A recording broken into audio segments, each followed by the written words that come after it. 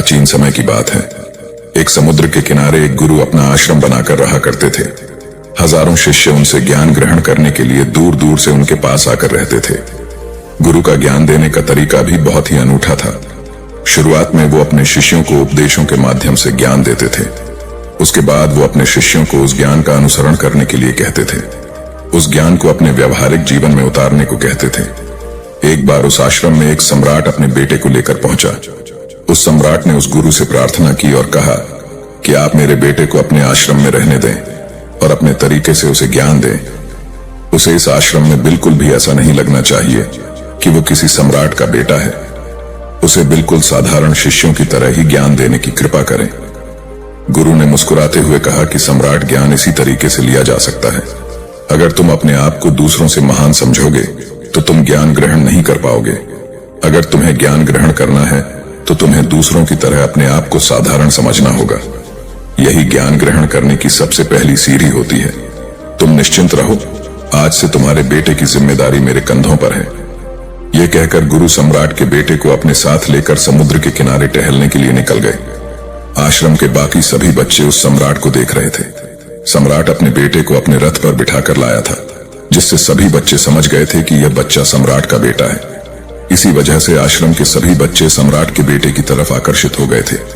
जब गुरु सम्राट के बेटे को लेकर समुद्र पर टहल रहे थे तो सम्राट का बेटा अचानक फूट फूट कर रोने लगा, क्योंकि अभी वो सिर्फ 12 वर्ष का था और 12 वर्ष की आयु में उसके पिता उसे अपने से दूर करके चले गए थे। ये सदमा वो बच्चा सहन नहीं कर पा रहा था। वो नहीं समझ पा रहा था कि उसके पिता उसकी भलाई के लिए उसे उस गुरु के पास करके गए हैं। उसे रोते हुए देखकर गुरु ने कहा कि बेटा, मैं तुम्हें चुप नहीं करूंगा। हो सकता है कि आज मैं तुम्हारे आंसू पोंछ दूं, लेकिन कल तुम फिर अपने आप को अकेला पाओगे। याद रखना, जीवन में इंसान अकेला आता है और अकेला ही जाता है। जितनी जल्दी जो इंसान इस बात को समझ लेता है, वो उतनी जल्दी आत्मज्ञान के रास्ते पर निकल जाता है। गुरु ने अपनी बात आगे बढ़ाते हुए कहा कि जो इंसान अकेला रहना सीख लेता है, वही खुद से प्यार कर पाता है, और जो खुद से प्यार करना जानता है वो किसी के भी जाने का अफसोस नहीं करता, क्योंकि वो खुद से ही प्यार करता है। धीरे धीरे तुम आश्रम के माहौल में ढल जाओगे। शुरुआत में तुम्हें समस्या आ सकती है, लेकिन कुछ दिनों के बाद तुम इसे आत्मसात कर लोगे। उसके बाद तुम्हें यही जगह बहुत अच्छी लगने लगेंगी। ये जगह तुम्हें अपने महल जैसी लगने लगेंगी। संध्या हो चली थी। समुद्र के दूसरे छोर पर सूरज छिपने लगा था और अपनी लालिमा पूरे आसमान में बिखेर रहा था। बहुत ही सुंदर दृश्य था और गुरु शिष्य को अपने साथ लेकर आश्रम में वापस लौट आए। उस शिष्य को भी सांत्वना मिली, क्योंकि गुरु की आंखों में एक अभूतपूर्व शांति झलक रही थी। और जब हम किसी एकांतवासी गुरु की आंखों में वो शांति देख लेते हैं तो हमारे हृदय से भी सारा भार हट जाता है। मन एकदम निर्मल हो जाता है। जब सम्राट का बेटा रात्रि का भोजन करने के लिए भोजन कक्ष में पहुंचा तो आसपास के सभी शिष्य उसके पास आने लगे। उन सभी को पता था कि यह सम्राट का बेटा है और अगर हम इससे दोस्ती कर लेते हैं तो उससे हमारा बहुत फायदा होने वाला है। यही सोचकर आश्रम के ज्यादातर शिष्यों ने उसे घेर लिया था। बस कुछ बच्चे जो अकेले रहने का महत्व समझते थे, जो दिखावे में विश्वास नहीं करते थे, वो उस सम्राट के बेटे के पास जाने की बजाय अपना पूरा ध्यान खाने पर लगा रहे थे और एकांत में बैठकर अपना भोजन कर रहे थे। कुछ दिनों के बाद सम्राट के बेटे की आश्रम के ज्यादातर बच्चों के साथ दोस्ती हो गई। अब वो आश्रम में उन बच्चों के साथ घूमता, उन्हीं के साथ अपना ज्यादातर समय बिताता। आखिरकार वह सम्राट का बेटा था, सुख सुविधाओं में पला हुआ था। आसपास बहुत से दास और दासियां होते थे। आसपास अपने मित्रों से घिरे होना, वही दिनचर्या उसने इस आश्रम में भी अपना ली थी। ऐसा नहीं था कि गुरु को यह सब पता नहीं था, पर गुरु उसे अलग तरीके से ध्यान देना चाहते थे। बच्चों को ज्ञान आप उपदेश देकर नहीं दे सकते, उन्हें साक्षात्कार कराना होता है। उसके बाद उन्हें वो बात समझ आती है जो आप समझाना चाहते हैं। गुरु को ये बात पता थी कि अगर मैं इसे बोलकर बताऊंगा तो ये कभी समझ नहीं पाएगा। मुझे ऐसे दिखाना होगा, इसे एहसास कराना होगा कि अकेले रहकर तुम अपनी शक्तियों को जान पाओगे। ये सीख देने के लिए गुरु एक दिन उस शिष्य को अपने साथ एक ऊंची चोटी पर ले गए। चोटी पर पहुंचकर गुरु ने उसे शिष्य से कहा कि अब तुम्हारा ज्ञान पूरा हो चुका है, बस एक आखिरी रात तुम्हें यहाँ पर बितानी होगी। उसके बाद अगले दिन शाम को मैं तुम्हारे राजमहल में तुमको पहुंचा दूंगा। वो बच्चा तो ये सुनकर बहुत खुश हो गया कि अब मैं वापस अपने राजमहल चला जाऊंगा। फिर से मेरे दास और दासियां, सारी भोग की वस्तु ये मेरे पास होंगी। उस शिष्य ने गुरु से पूछा कि गुरुजी, मुझे आज रात आप यहाँ चोटी पर क्यों रहने को कह रहे हैं? आखिर मुझे कौन सा आखिरी ज्ञान यहाँ से मिलेगा? गुरु ने मुस्कुराते हुए कहा कि यहाँ पर चट्टान के पीछे तुम्हें छिपकर बैठना होगा। यहाँ पर रोज रात को एक बाज आता है। बाज को देखना है, बहुत गौर से देखना है, हर गतिविधि देखनी है, और उस बाज को देखने के बाद अगले दिन अगर तुम उस बाज की खूबियां मुझे बता पाए तो मैं तुम्हें तुम्हारे राजमहल वापस भिजवा दूंगा। और हाँ, सुबह आने से पहले एक बात पर और ध्यान देना है। एक चरवाहा यहाँ पर अपनी बकरियों को चराने के लिए आता है। तुम्हें उन बकरियों की गतिविधियां भी देखनी है। याद रखना, बाज की गतिविधि रात को और बकरियों की गतिविधि सुबह। अगर तुम दोनों की गतिविधि ध्यान से देखकर मुझे बता पाए तो तुम इस आश्रम से हमेशा के लिए आजाद हो जाओगे। तुम्हारा ज्ञान पूरा हो जाएगा। मैं तुम्हारे पिता को कह दूंगा कि यह बच्चा हमारे आश्रम का सबसे ज्ञानी बच्चा है। यह कहकर गुरु अपने आश्रम में वापस लौट आए और वो बच्चा वहीं पर उस चट्टान के पीछे रुका हुआ उस बाज का इंतजार करने लगा। काफी वक्त बीत जाने के बाद वहां पर एक बाज अपने बच्चों के साथ पहुंचा। सम्राट के बेटे ने पूरी रात उस बाज की गतिविधि बहुत ध्यानपूर्वक देखी और सुबह होने के बाद जब चरवाहा वहां पर अपनी बकरियों को लेकर पहुंचा तो उसने एक अभूतपूर्व दृश्य देखा। उसने देखा कि वो बाज बकरी के एक मेमने को अपने पंजों में दबाकर आसमान में चला गया। उसने उस बकरी के बच्चे का शिकार कर लिया था। ये सारा दृश्य देखकर वो बच्चा आश्रम में वापस अपने गुरु के पास पहुंचा। इससे पहले कि गुरु उससे कुछ पूछते, उसने गुरु को प्रणाम करते हुए कहा कि गुरुदेव, आप आश्रम के सभी बच्चों को यहाँ पर बुला लीजिए। मैं सब लोगों को बताना चाहता हूँ कि मैंने क्या देखा। जब आश्रम के सभी बच्चे वहां पर पहुंच गए तो उस सम्राट के बेटे ने कहना शुरू किया कि मैंने अपने जीवन में बहुत से पक्षियों को देखा है, लेकिन बाज उन सभी पक्षियों में से सबसे अद्भुत और सबसे अलग होता है। उदाहरण के लिए एक तोता हम सभी ने देखा है। तोता बोलता तो बहुत है, लेकिन कभी ऊंचा आसमान में नहीं जा पाता। लेकिन एक बाज जो कि हर समय शांत रहता है, वो आकाश को भी छू सकता है। उसमें आकाश को छू लेने का सामर्थ्य होता है। जब भी एक बाज अपने शिकार को निश्चित कर लेता है तो वह उसी शिकार पर अपनी नजरें लगाए रहता है, चाहे वो कितनी भी ऊंचाई पर क्यों ना हो, चाहे कितना भी खतरनाक तूफान क्यों ना आ जाए, लेकिन उसकी नजर हमेशा अपने लक्ष्य पर स्थिर रहती है। आज सुबह जिस बाज को मैंने देखा, उसने हर बकरी को अपना शिकार नहीं बनाया, बल्कि उस बकरी के झुंड में से उसने उस बकरी के मेमने को अपना शिकार बनाया। पहली बात, उस बाज की तरह हमें भी अपना ध्यान अपने एक ही लक्ष्य पर स्थिर रखना चाहिए, चाहे कितनी भी रुकावट क्यों ना आए। हमें अपना लक्ष्य स्पष्ट दिखाई देना चाहिए, पर पूरी एकाग्रता के साथ ध्यान देना चाहिए। तीसरी बात जो मैंने उस बाज से सीखी और जो हम सभी को सीखनी चाहिए, वह यह है कि बाज कभी भी दूसरे पक्षी के साथ नहीं रहता। वो हमेशा आकाश में अकेला रहता है।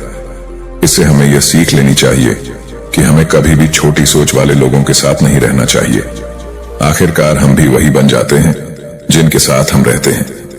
इसीलिए या तो महान सोच वालों के साथ रहो या फिर अकेले, क्योंकि जब हम अकेले रहते हैं तभी हम खुद की ताकत और खुद की कमजोरियों को जान पाते हैं। कमजोरियों को जानकर उनको दूर कर सकते हैं और अपनी ताकत को जानकर उसका सही इस्तेमाल कर सकते हैं। लेकिन वो तभी संभव होगा जब हम अकेले रहना सीखेंगे। चौथी सीख जो हमें एक बाज से लेनी चाहिए कि एक बाज हमेशा अपनी सीमाओं से ऊपर रहता है। जब तूफान आता है तो हर एक पक्षी अपने घोंसले की तरफ भागता है, खुद को छुपाने की जगह ढूंढता है, लेकिन बाज ऐसा कुछ भी नहीं करता। वो खुद की सीमाओं को हटाकर बादलों से भी ऊपर जाने का प्रयास करता है। हवाएं उसे धक्का मारती है, पंख उसके भारी हो जाते हैं, पानी और धूल की वजह से कुछ दिखाई नहीं देता, लेकिन वो फिर भी आसमान की तरफ जाता रहता है और अंततः बादलों से भी ऊपर निकल जाता है और वहां तब तक ऊपर जाता रहता है जब तक मौसम ठीक नहीं हो जाता। अपनी सीमाओं को सिर्फ इसलिए हटा पाता है क्योंकि वो समस्या के आने पर उससे घबराता नहीं है, उसे डर कर बचने का प्रयास नहीं करता, बल्कि एक सकारात्मक नजरिए के साथ उसका सामना करता है। जीवन में चाहे कितनी भी रुकावटें क्यों ना आए, हमें उन रुकावटों को हराना चाहिए, न कि उनसे डरकर कहीं छुप कर बैठना चाहिए। बहादुर तो वो लोग होते हैं जो तूफानों से टकरा जाते हैं, कायर तो अपने घर में, अपने घोंसले में, अपनी जगह में आराम से बैठ जाते हैं। पांचवी बात जो हमें एक बाज से सीखनी चाहिए कि बाज कभी भी अपने घोंसले में घास के कोमल तिनके नहीं रखता। जो तिनके कोमल होते जाते हैं वो उन्हें निकालकर फेंकता रहता है। उसी तरह चाहे कितनी भी आरामदायक जिंदगी आपको मिली हो, लेकिन उस आराम से ऊपर उठकर अपने आलस्य को हटाकर जीवन में मेहनत करते रहना चाहिए। जीवन में पसीना बहाना चाहिए, शारीरिक मेहनत करनी चाहिए। अपने घोंसले से कोमल तिनके उठाकर फेंक दो और आज ही अपने आलस्य को हटाकर निकलो। हर दिन अपने आप को चुनौतियां दो। हर दिन मुश्किलों का सामना करो, क्योंकि वही मुश्किलें तुम्हें मजबूत बनाएंगी। जंगल के राजा शेर को भी झुंड बनाकर शिकार करते हुए देखा जा सकता है, लेकिन बाज हमेशा अकेला शिकार करता है, क्योंकि वो जानता है कि झुंड में रहना हौसला तो देती है मगर साहस छीन लेती है। आदमी को हमेशा अकेले ही आगे जाना होता है। यही कारण होता है कि वो जल, थल और नभ सभी जगहों पर अपने शिकार का परचम लहरा सकता है। बाज की उम्र लगभग 70 साल की होती है, लेकिन 40 साल में ही उसका शरीर पुराना हो जाता है। नाखून उसके पैरों में धंसने लगते हैं, पंख उसके शरीर में चिपक जाते हैं, उसकी चोंच खराब हो जाती है, उसका शरीर भारी हो जाता है। ऐसी स्थिति में शिकार करना तो क्या, जीने की भी हालत नहीं रहती उसकी। ऐसे में उसके पास सिर्फ 2 विकल्प होते हैं।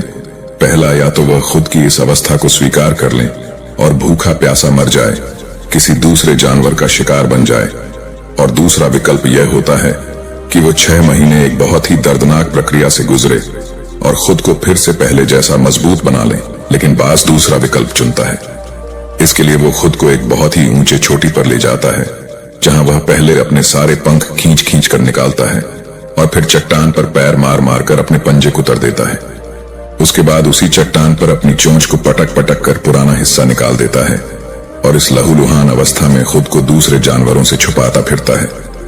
अगले 6 महीने तक वो इसी दर्दनाक प्रक्रिया से गुजरता है और इंतजार करता है नए चोंच, नए पंखों का।